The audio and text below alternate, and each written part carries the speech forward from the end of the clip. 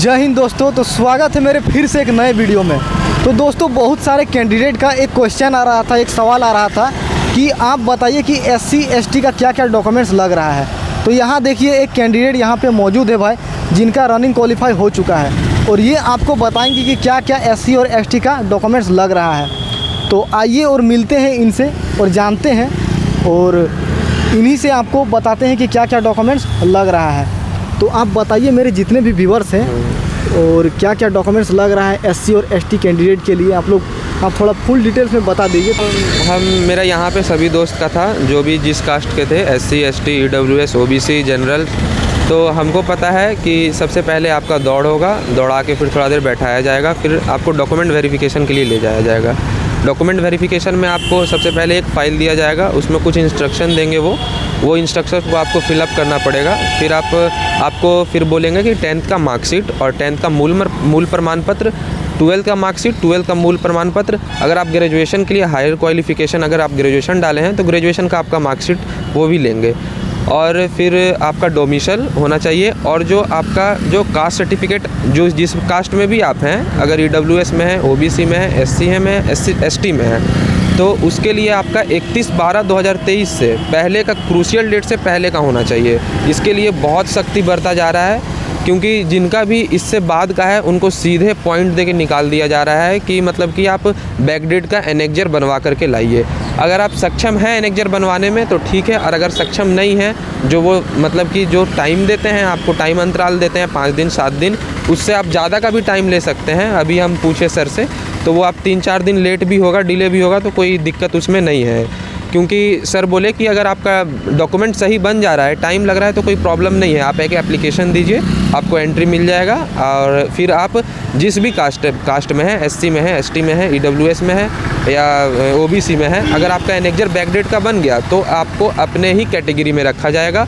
अगर आपका एनेक्जर नहीं बना तो फिर आपको UR कर दिया जाएगा, अनरिजर्व में कर दिया जाएगा। इतना ही वेरिफिकेशन हुआ है। फिर आपका डॉक्यूमेंट, अगर आपका डॉक्यूमेंट में कुछ दिक्कत हुआ तो आपको डॉक्यूमेंट बनाने का टाइम देगा, और अगर डॉक्यूमेंट बना के आप लाएं उसके बाद ही आपका मेडिकल होगा। जैसे कि हमको कल डॉक्यूमेंट बनाने का समय दिया गया और अब मेरा डॉक्यूमेंट हम बना के ले जाएंगे, तब हमको वो मेडिकल मेरा करवाएंगे, आगे का प्रोसेस करवाएंगे। तो हमको समय दिया गया है, तो हम यहाँ पे आए थे सर से टाइम के लिए पूछने के लिए। तो हमको बोले 3-4 दिन डिले होगा, कोई दिक्कत नहीं है, आप एप्लीकेशन एक लिखिए और जाइए। यही अभी तक मेरे साथ हुआ प्रोसेस। क्वेश्चन था जैसे कि अभी आप बोले कि UR में डाल दिया जाएगा, हाँ। तो किन किन लड़कों को डाला जाएगा? जैसे कि 23 साल से जिसका एज कम है या फिर 23 साल से ज़्यादा है?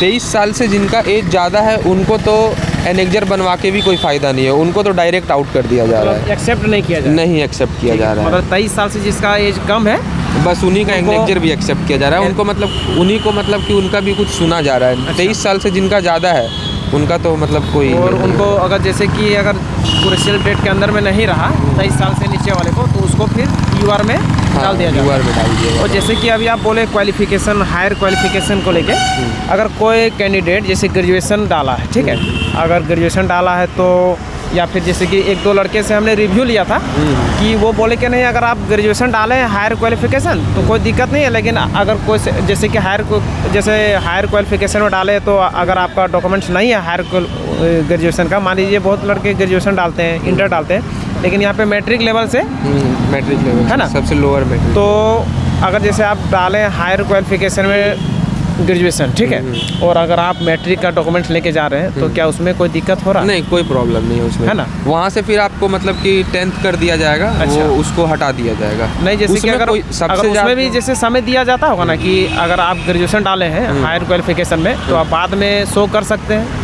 हाँ, ये इसके बारे में हमको पूरा पता नहीं है, लेकिन हमको जहाँ तक कि पता है कि डॉक्यूमेंट में आपको किसी चीज़ में कोई दिक्कत नहीं करेगा। अच्छा। करेगा तो सिर्फ क्रूशियल डेट को लेके ही करेगा। अच्छा। उसमें भी दिक्कत नहीं कर रहा है, समय दे रहा है आपको बनवाने का, आप बनवा के लाइए, आपको आपके कैटेगरी में रखे जाएंगे, जिस कैटेगरी में आप हैं उसमें रखा जाएगा आपको। कल कितना बजे आपका रनिंग हुआ था? कल मेरा हमको लग रहा है कि लगभग 7 बजे के अप्रॉक्स दौड़ा दिया गया। कितने लड़के मतलब दौड़े उसमें? दौड़े उसमें लगभग अप्रॉक्स 60-65 लड़के दौड़े होंगे, जिसमें से 38 क्वालिफाई किए। अच्छा। मेरे टेबल पे 16 लड़के थे, जिसमें से 4 को चेस्ट और हाइट में उनको अनक्वालीफाई कर दिया गया, और बाकी 12 लड़के मेरे टेबल से दौड़े, जिस मेरा टेबल नंबर 2 था उसमें से दौड़े, और फिर उसमें से क्वालिफाई किए 7 लड़के।